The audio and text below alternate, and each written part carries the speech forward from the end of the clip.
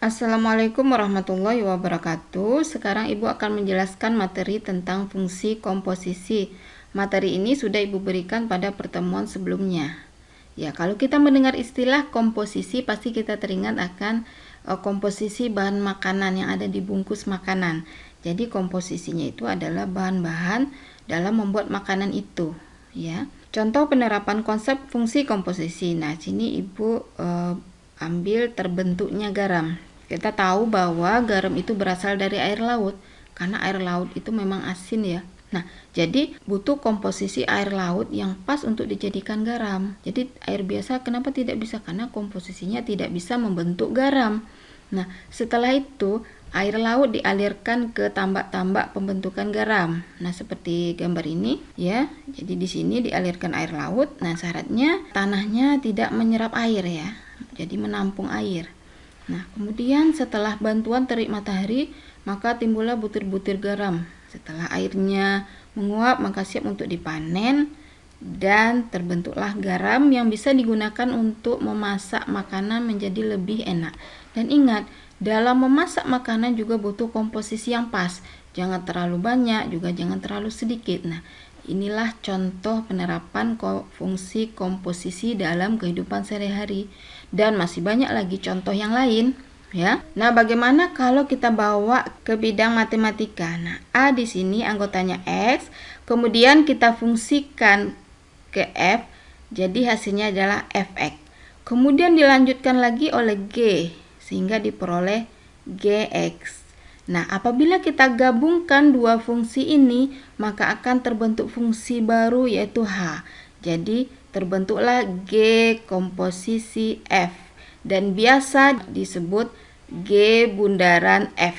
Ya, jadi ingat, F ini berada di belakang, ini yang diselesaikan atau dioperasikan dulu baru yang G. Jadi dapat kita simpulkan bahwa fungsi komposisi adalah penggabungan operasi dua fungsi secara berurutan sehingga menghasilkan sebuah fungsi baru. Nah, kalau kita bawa ke rumus matematikanya, G bundaran Fx kita jabarkan G dalam kurung ya, Fx. Kalau kita menyelesaikannya, kita selesaikan dulu yang di dalam kurung. Bagaimana sifat-sifat fungsi komposisi? Yang pertama, ternyata fungsi komposisi tidak komutatif. Nah, contoh sederhananya komutatif, sifat komutatif itu adalah 2 tambah 4 akan sama dengan 4 tambah 2, ya kan?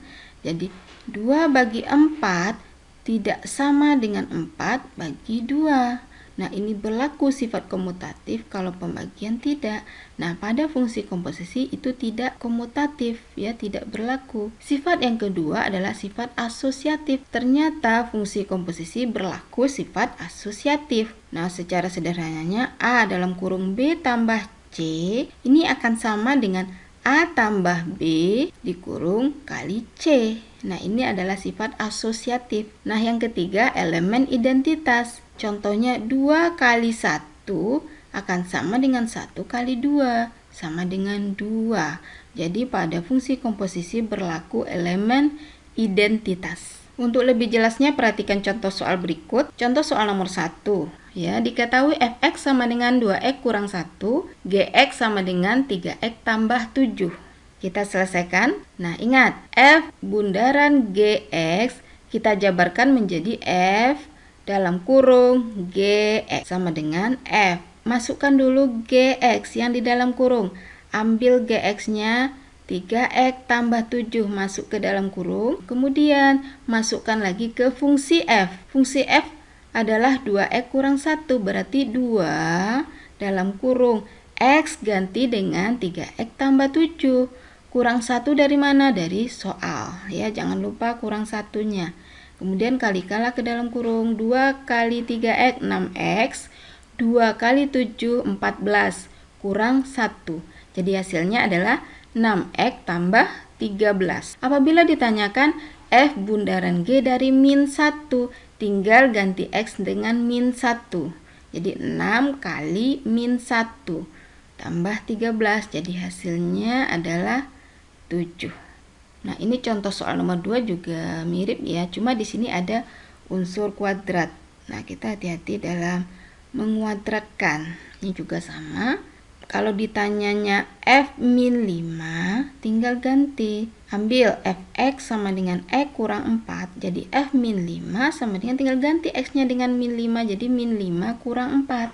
Hati-hati menjumlahkan negatif. Jadi hasilnya adalah min 9. Nah, Ibu rasa siswa Ibu bisa membaca ya kelanjutannya di buku catatan dan juga di materi yang udah Ibu berikan. Nah, untuk lebih pahamnya lagi kita pelajari sama-sama. Misal Ibu kasih contoh Fx sama dengan 2x tambah 3.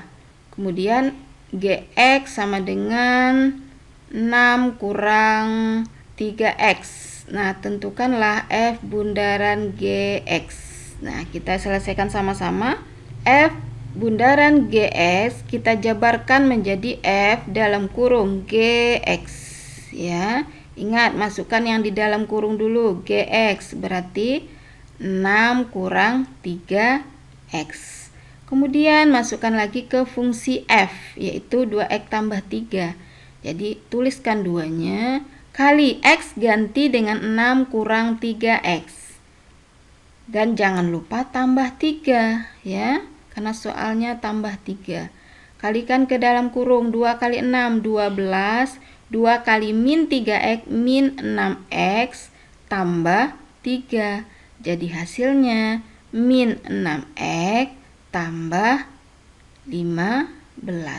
Nah, misalkan ditanya F bundaran G dari 1.